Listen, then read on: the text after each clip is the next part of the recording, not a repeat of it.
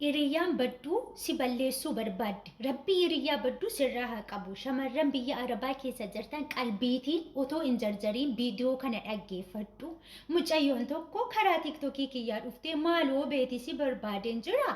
Lakkoofsa kee naa ergiina jette. Anis lakkoofsa koo ergee fi karaa weesaappii uftee na dubbiftee maaloo mana ijaazaa yookaan mana boqonnaa ati ni qabdaayii jettee na gaafatte. Anis maali ati kana dura mana boqonnaa hin qabdu jedheen ishee gaafadhe.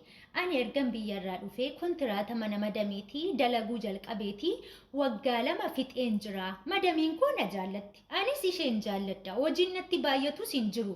Garuu hiriyyaa koo tokko bakkeerraa kan hojjettu nan qaba ture yeroo hunda wajjin haasofna. Hiriyyaan koo sunis guyyaa tokko damoosni kee mana madamiitii meeqa nyaatta jettee na gaafatte jennaan. Anis 1,000 nyaadha waan ta'eef 1,000 fudhadhaa jedheen isheetti hime. Isheenis maali ati gowwaadhaayi? Otoo bakkee kana dhuftee isa mana madamiitii ji'atti qarshii 1,000 fudhattu bakkeerraatii guyyaatti qarshii 1,000 fudhatta naan jettee. Anis yommaa isheen akkas naan jettu baay'ee kana gammadee maa kanan dura natti hin himiniree jedhee jennaan ammas darbee hin qabu naan jettee mana kontiraataatii na balleessite. Anis mana boqonnaa ishee gaafa naqu gaafa guyyaa lammaffaa fiddee dhiira na bukkee keessee haasofsiisii na jettee gara kushiinatti achi deebite. Mucaan sunis na qaqqabuu gaafa eegalu ofirra darbadheetiin gadi ba'ee. Achii booda isheenis faana koorra dhufte maali ati faaraa wayiitii qarshii 1,000 elekinoo kanuma dhakaa of dabarsaa jirta. Otoo mucaa sana haasofsiistee jiraatteeti qarshii 1,000 fudhattaa. Borillee gara biraa yoo haasofsiiste qarshii 1,000 fudhattaa.